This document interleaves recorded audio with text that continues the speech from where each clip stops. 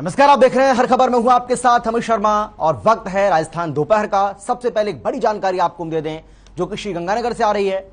मुख्य बाजार में खड़ी कार में अचानक से आग लगी है और कार चालक सामान लेने बाजार गया था।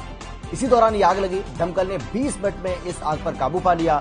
बताया जा रहा है कि शॉर्ट सर्किट की वजह से ये आग लगी है। अनूपगढ़ के मुख्य बाजार का ये मामला बताया जा रहा है। तो इस वक्त की बड़ी जानकारी आपको दे रहे हैं श्रीगंगानगर से, जहां पर आपको बता दें कि एक कार में अचानक से आग लगने का मामला सामने आया है। हालांकि अच्छी बात यह रही है कि दमकल की गाड़ियों ने 20 मिनट के अंदर ही इस आग पर काबू पा लिया। बड़ी जानकारी लगातार आपको दे रहे हैं श्रीगंगानगर से, जहां मुख्य बाजार में खड़ी एक कार में अचानक से आग लग गई। कार चालक सामान लेने हुए बाजार गया था। दमकल ने 20 मिनट में इस आग पर काबू पा लिया। शॉर्ट सर्किट की वजह से बताया जा रहा है कि आग लगी। अनूपगढ़ के मुख्य बाजार का यह मामला बताया जा रहा है।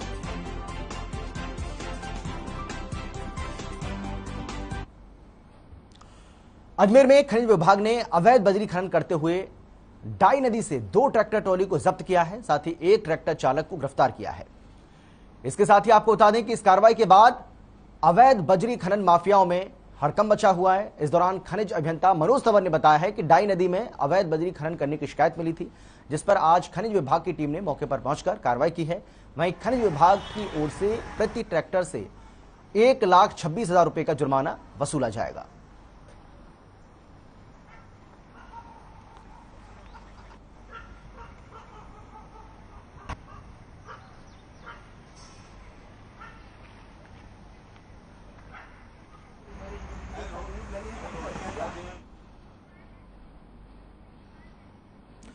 और हमारे संवाददाता इकबाल अहमद हमारे साथ जुड़ गए ज्यादा जानकारी के साथ। इकबाल, खनिज विभाग ने इस बड़ी कार्रवाई को अंजाम दिया है। किस आधार पर इस पूरी कार्रवाई को अंजाम दिया और क्या सूचना लगातार मिल रही थी? मैं बताना चाहूंगा अमित जी कि खनिज विभाग को सूचना मिली थी कि सरवाड़ के निकट ग्राम हिंकड़ा है, वहाँ एक डाई नदी है। डाई नदी में अवैध खनन किए जाने की सूचना मिली थी कि बड़े स्तर पर वहाँ अवैध खनन हो रहा है, जिस पर आज खनिज विभाग की टीम मौके पर पहुंची और कार्रवाई को अंजाम दिया।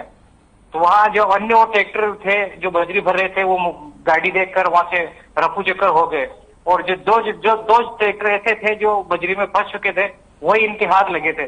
बाकी वो बड़े स्तर पर बजरी का खनन किया जा रहा था। जी बिल्कुल, बहुत शुक्रिया आपका इकबाल इस तमाम जानकारी के लिए। तो 2 ट्रैक्टर ट्रॉलियों को जब्त किया है और जिस तरीके से हमारे संवाददाता बता रहे थे कि पिछले काफी समय से ये सूचना लगातार ये शिकायत मिल रही थी, अवैध बजरी खनन का ये मामला। चित्तौड़गढ़ के निम्बाहेड़ा में एसीबी ने बड़ी कार्रवाई को अंजाम दिया है, जहां श्रम विभाग में कार्यरत 2 संविदा कर्मी और दलाल को एसीबी ने धर दबोचा। जानकारी के मुताबिक आरोपियों ने श्रमिक के बेटे को 2 लाख रुपए की सहायता राशि दिलवाने की एवज में यह रिश्वत ली थी। वहीं एसीबी ने 20,000 की रिश्वत राशि के साथ दलाल नंदलाल को रंगे हाथों गिरफ्तार किया है।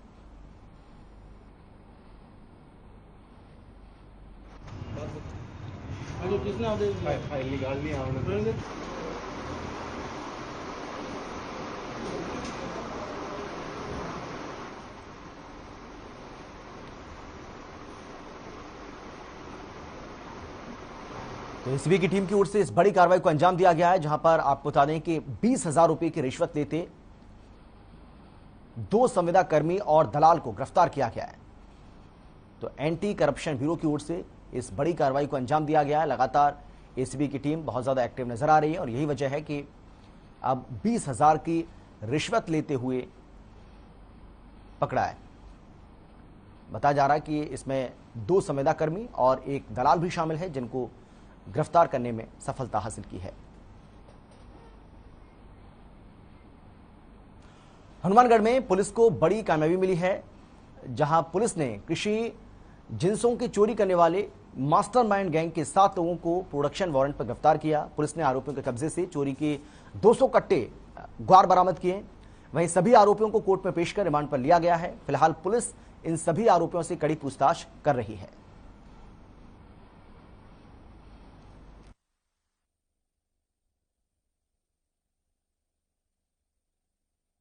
जिसमें 7 लोगों को अब वारंट पर गिरफ्तार किया है पुलिस ने।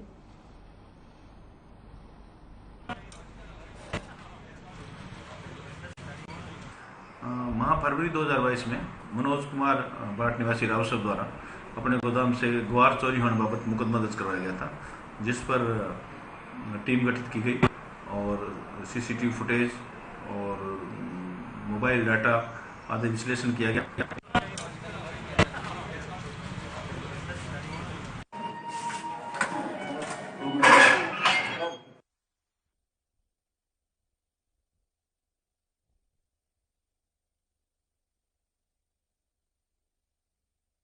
तो पुलिस इसे अपने लिए बड़ी सफलता मान रही है। बड़ी सफलता इसलिए भी मान रही है क्योंकि पुलिस का ये कहना है कि 200 कट्टों का बरामद होना ये अपने आप में वाकई में चौंकाने वाला मामला।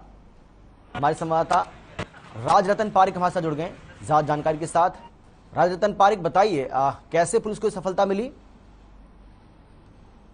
जी अमित जी, मैं आपको बता दूं कि 4 फरवरी को मनोज कुमार ने थाने में एक विवाद दिया था। उसने बताया था कि लक्ष्मी विहार रावसर कॉलोनी में एक गोदाम है, उनसे काफी 200 के लगभग कट्टे ग्वार चोरी हो गए हैं। इस मामले को लेकर के उन्होंने पुलिस में विवाद दिया।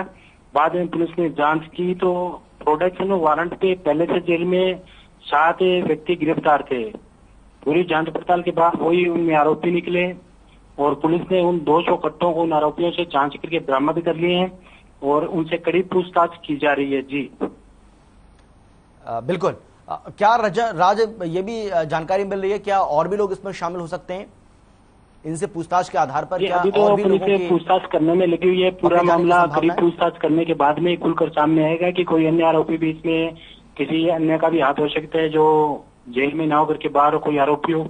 ये तो जांच का विषय सर, कड़ी पूछताछ के बाद ही कहा जा सकेगा। जी चलिए, बहुत शुक्रिया आपका राजरतन पारिक, हमारे संवाददाता यहाँ पर जानकारी दे रहे थे। और पुलिस के लिए इसे वाकई में बड़ी सफलता माना जा रहा है। 7 लोगों को गिरफ्तार किया है, 200 कट्टे ग्वार इनसे बरामद हुआ है।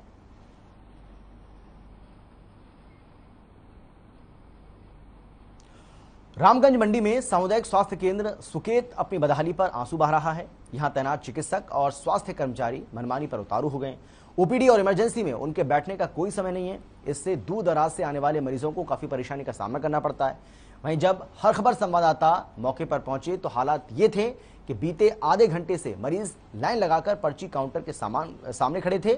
जब मरीजों से जानकारी ली गई तो सामने आया कि साहब आधे घंटे से गायब हैं। इतना ही नहीं, मरीजों और तीमारदारों का यह भी कहना था कि 8 बजे का अस्पताल होने के बावजूद डॉक्टर रोजाना 9 से 9:30 बजे के बीच आते हैं। बावजूद इसके इनका ओपीडी में बैठने का कोई समय नहीं है।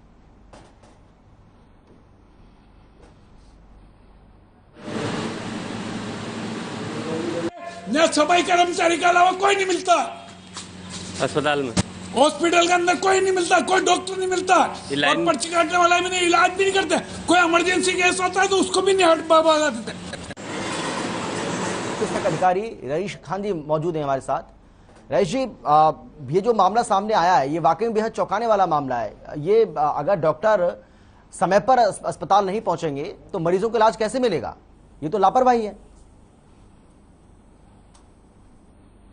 रईश जी, आवाज आ रही है आपको मेरी? सुन पा रहे हैं क्या आप? हाँ आ रही है आवाज। जी रईश जी, मेरा सवाल सुना आपने?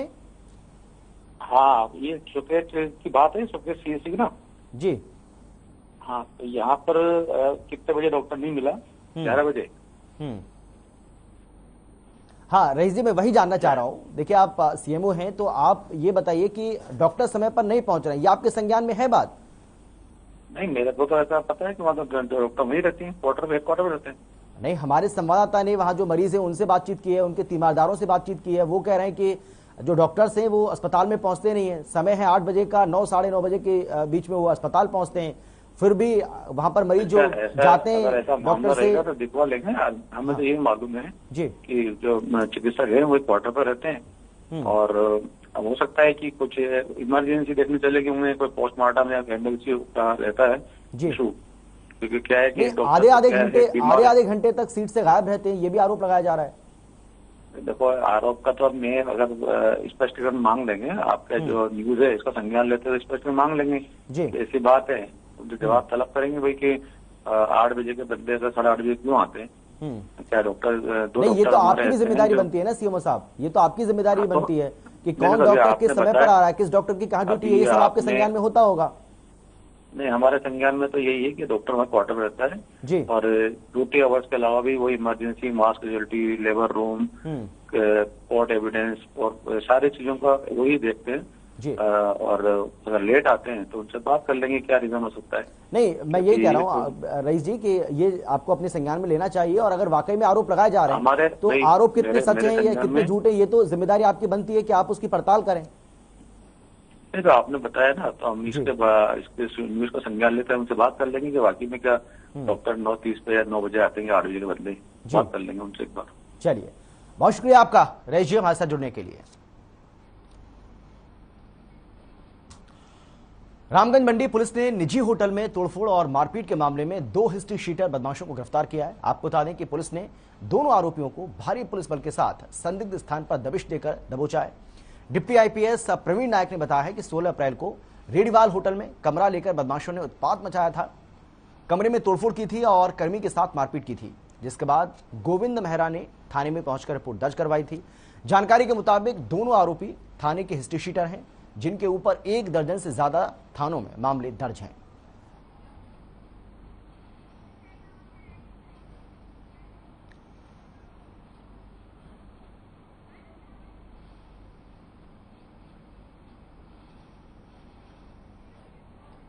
चलिए खबरों में आगे बढ़ते हैं। सांभर कस्बे के सांभर साल्ट में पुराने पुल को रेलवे की ओर से गिराने का मामला सामने आया है। आपको बता दें कि यह पुल 1995 में गेज परिवर्तन के समय भारतीय रेलवे ने सांभर साल्ट कंपनी के नमक परिवहन की मालगाड़ियों के लिए पुल बनाया था। वहीं पुल अभी तक आपको बता दें कि सौभर साल्ट कंपनी इस्तेमाल कर रही थी। रेलवे फरवरी 2022 में बताया कि पुल के गार्डर कमजोर हो रहे हैं और इसको गिराना जरूरी है।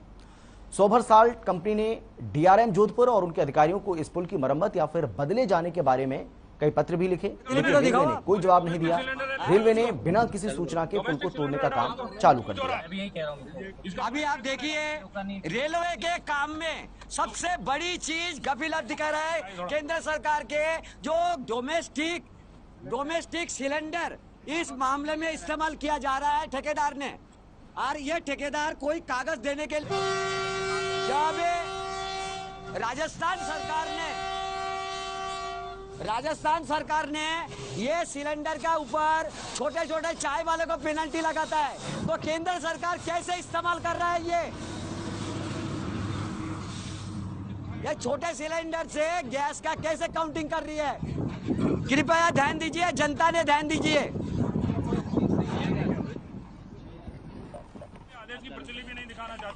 डब्ल्यू गोस्वामी हमारे साथ जुड़ गए हैं, हमारे संवाददाता। डब्ल्यू गोस्वामी, किस तरीके से यहाँ पर ये पूरे की पूरा जो मामला है वो सामने आया है, लापरवाही बरती जा रही है और बिना अनुमति के इसको तोड़ा जा रहा है, क्या है ये पूरा मामला? सर जी, यहाँ पे केंद्र सरकार के रेल मंत्रालय विभाग से कुछ रेलवे अधिकारी आए और बिना सांभर सॉल्ट को कागज दिखाए बिना सांभर सॉल्ट का अधीन में जो ब्रिज बना हुआ है वो ब्रिज को तोड़ने लगा और उसमें कहा ये भाई ये बहुत पुरानी हो गया, मेरे को आगे से ऑर्डर है तोड़ने का। तो इसी चक्कर को देखते हुए इन्होंने घरेलू सिलेंडर इस्तेमाल करके गैस कटर वेल्डिंग करके काट के निकाल रहे हैं। तो जब हम लोग प्रेस वाले पहुंचा है तो नाम बोलने के लिए इनकार कर दिया, और मैं जब बोला कि चाय वाले अगर गैस ये घरेलू सिलेंडर इस्तेमाल करता है तो राज्य सरकार, केंद्र सरकार उसको 3 महीने का जेल, 5,000 रुपए पेनल्टी करता है, तो आप लोग ये घरेलू सिलेंडर कैसे इस्तेमाल करते हैं, जिसकी जवाब कुछ नहीं देने सका। और इन्होंने अपना काम करते गए और सांभर सॉल्ट के जीएम, एजीएम सारे बहुत कोशिश किया रोकने के लिए, रोका नहीं गया और अभी भी कार्य चालू है।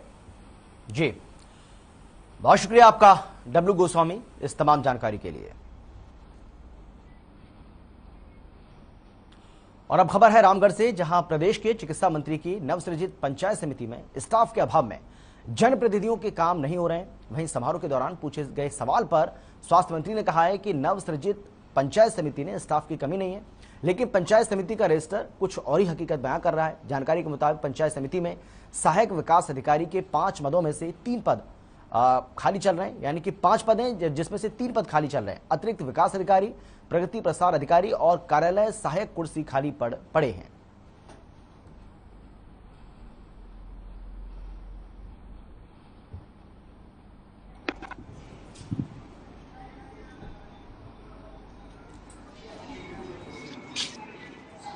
सभी कार्य हो रहे हैं, प्रभावित हो रहे हैं।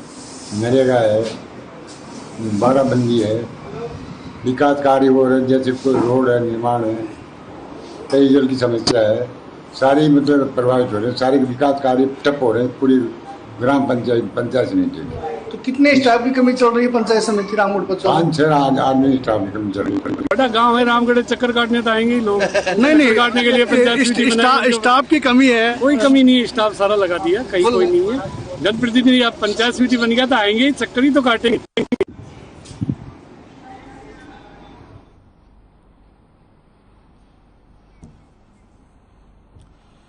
प्रदेश के शिक्षा मंत्री बीडी कल्ला चित्तौड़गढ़ पहुंचे, जहां विभिन्न संगठनों ने उनका स्वागत भी किया। इस दौरान मीडिया से बातचीत करते हुए शिक्षा मंत्री बीडी बल्ला ने कहा कि प्रदेश में शिक्षा की स्थिति बेहतर है। हाल ही में जारी हुई सूची में प्रदेश को पहला स्थान मिला है। अंग्रेजी शिक्षण को बढ़ावा देने के लिए महात्मा गांधी अंग्रेजी माध्यम विद्यालयों के माध्यम से लगातार प्रयास भी किए जा रहे हैं। साल 2016 में आयोजित रीट भर्ती परीक्षा के वंचित अभ्यर्थियों को लेकर कहा कि इस बारे में सरकार काम कर रही है। हालांकि नई भर्ती आने के बाद पुरानी भर्ती निरस्त हो जाती है, लेकिन इसके बावजूद इस दिशा में काम किया जा रहा है।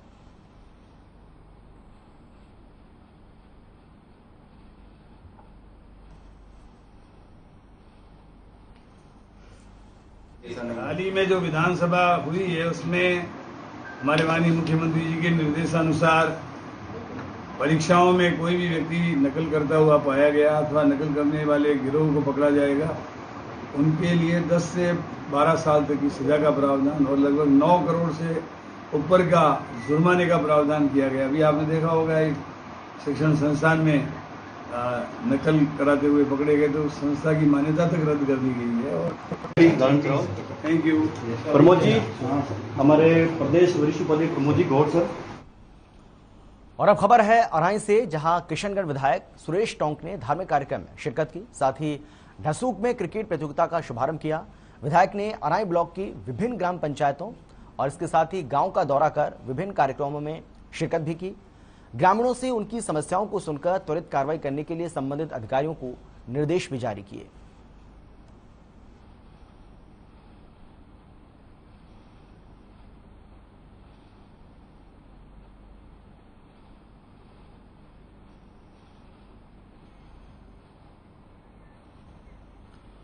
जोधपुर की कुड़ी भक्तासनी पंचायत की राजीव गांधी कॉलोनी कच्ची बस्ती में पानी की भारी किल्लत से ग्रामीणों को छुटकारा मिला है।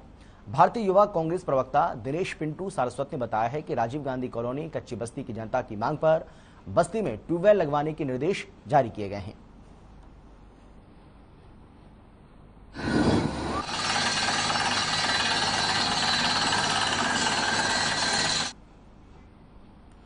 अजमेर में दक्षिण विधानसभा नुक्कड़ सभा का आयोजन किया गया, जिसमें कीर्ति पाठक ने स्थानीय लोगों को संबोधित करते हुए आम आदमी पार्टी की दिल्ली और पंजाब सरकार की ओर से किए जा रहे नागरिक हित के काम का ब्यौरा दिया।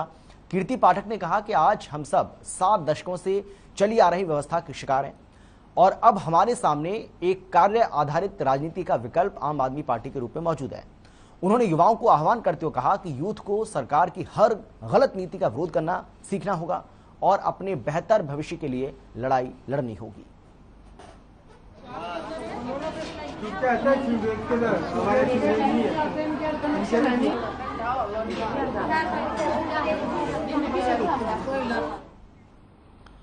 अराई में पंचायत समिति के विकास अधिकारी पुरुषोत्तम लाल शर्मा ने क्षेत्र में विभिन्न कार्यों का औचक निरीक्षण किया। साथ ही श्रमिकों को कहा कि टास्क पूरा करें ताकि पेमेंट भी पूरा आए और ड्रेसिंग भी अच्छी तरह से करें, जिससे काम मजबूत हो। निरीक्षण के दौरान अराई में कार्यस्थल पर प्रदर्शन बोर्ड नहीं पाया गया और कुछ श्रमिकों के पास जॉब कार्ड नहीं था, जिस पर विकास अधिकारी पुरुषोत्तम शर्मा ने कार्यस्थल पर जॉब कार्ड लाने और जॉब कार्ड में कार्य का इंद्राज होने की बात कही। इस मौके पर सरपंच रामस्वरूप नायक, डीएफटी महावीर तालोड़, भगवान लाल प्रजापति, शैतान और इसके साथ ही आशीष मौजूद रहे।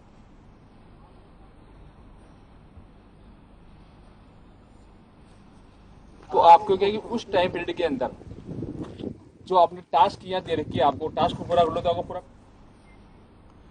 भीलवाड़ा के फूलिया कला कस्बे के राजकीय उच्च माध्यमिक विद्यालय में चल रहे समाज सेवा शिविर के दौरान आज प्रार्थना सत्र का आयोजन किया गया, जिसके बाद विद्यालय के सबसे बड़े भामाशाह सुभाष चंद्र लड्डा की ओर से विद्यार्थियों को स्वच्छता के प्रति जागरूक करने के लिए रोचक वार्ता प्रस्तुत की गई, जिसके बाद स्वच्छता और सफाई के प्रति विद्यार्थियों के सुझाव भी मांगे गए।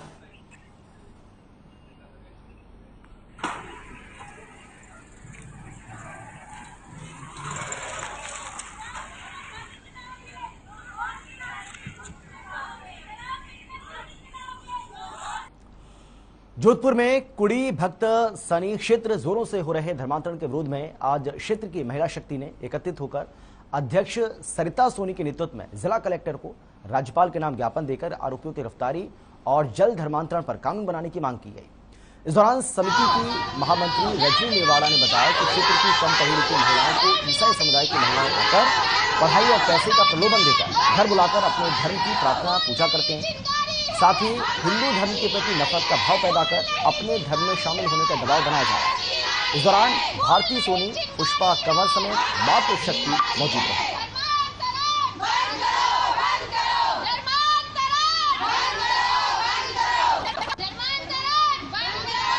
कुड़ी क्षेत्र में कुछ ईसाइयों के द्वारा धर्म परिवर्तन करवाते हुए पाया गया और यहाँ के क्षेत्रवासी जो है उन्होंने जैसे ही ये गतिविधियां को देखा, हम लोगों को और प्रशासन को इन्फॉर्मेशन दी, बुलाया गया और वहाँ पे इनको रोकने की जो भी कार्यवाही की जा सकती है की गई और उसके बाद में इनको अरेस्ट भी किया गया, लेकिन अरेस्ट करके अगले दिन ही जमानत कर दी गई।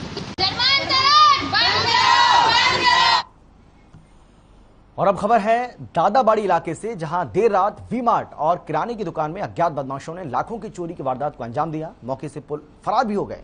पुलिस ने मौके पर पहुंचकर मुआयना किया और जांच की। आपको बता दें कि अज्ञात बदमाशों ने मार्ट के पास की गली में लगी जाली को तोड़कर 3 दरवाजों को तोड़ा और मार्ट में जाकर 8,000 नकद के साथ ही ब्रांडेड कंपनी के कपड़े और 2.5 लाख रुपए माल भी ले गए। बदमाशों ने किराने की दुकान पर धावा बोलकर वहां से 75,000 की नकदी भी चुरा ली। इन्होंने कराया पड़ोसी ना। फिलहाल पुलिस इस मामले की जांच कर रही है।